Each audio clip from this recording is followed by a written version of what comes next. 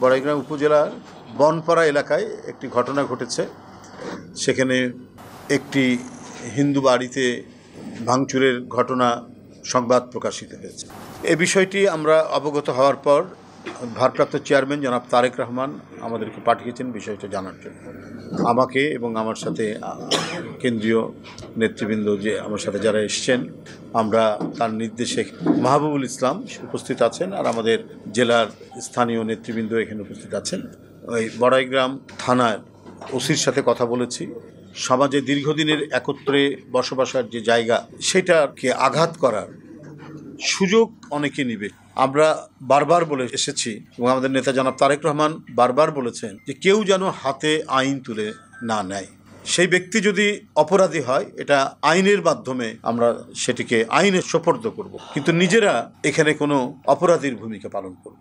যে ছেলেটির উপর আক্রমণ হয়েছে, সে সাবেক যে সরকার, ফ্যাসিবাদী সরকার, সেই সরকারের তাদের ছাত্র সংগঠন সে করত, কিন্তু তাকে বাসা থেকে তুলে নিয়ে আঘাত করার এটা তো বেআইনি কাজ, সন্ত্রাসী কাজ। এটা তো হতে পারে না। আমরা তো সেই দল করি না। কারণ আপনারা দেখেছেন ইতিমধ্যে সারা বাংলাদেশে বিএনপির নামে এবং বিএনপির নামধারী বা বিএনপির কিছু কিছু নেতাকর্মীরা সভ্য আচরণ বৃদ্ধি এবং সাংগঠনিক শৃঙ্খলা বৃদ্ধি কাজ করেছে। এরকম প্রায় 700-800 নেতাকর্মীকে বিএনপি সহ বিএনপির যে অঙ্গ সংগঠন, যুব দল, স্বেচ্ছাসেবক দল, কি ছাত্র দল এবং আরও যে সমস্ত অঙ্গ সংগঠন আছে, সেখান থেকে বহিষ্কার করা হয়েছে।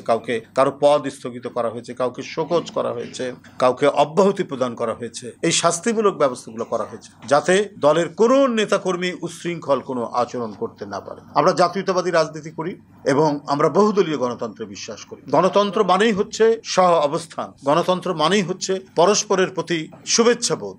আমরা একে অপরের সাথে দ্বিমত থাকতে পারি, কিন্তু আমাদের মত প্রকাশের স্বাধীনতা নিশ্চিত করা হচ্ছে গণতান্ত্রিক কর্মীর সবচেয়ে বড় দায়িত্ব। বিএনপি এটাতে অত্যন্ত গভীরভাবে বিশ্বাস করে। আমার সাথে আপনার দ্বিমত থাকতে পারে, মতামতের পার্থক্য থাকতে পারে, কিন্তু আপনি আপনার মত প্রকাশের যে অধিকার, সেই অধিকারকে আমি ক্ষুণ্ণ করতে পারি না, বা আমার অধিকারকে কেউ ক্ষুণ্ণ করতে পারে, যেটা শেখ হাসিনা বিগত 15.5 বছর ধরে তার ফ্যাসিবাদী দুঃশাসন, লুট হরিলুটের যে সংস্কৃতি, যে মাফিয়া লীগ তৈরি করেছে।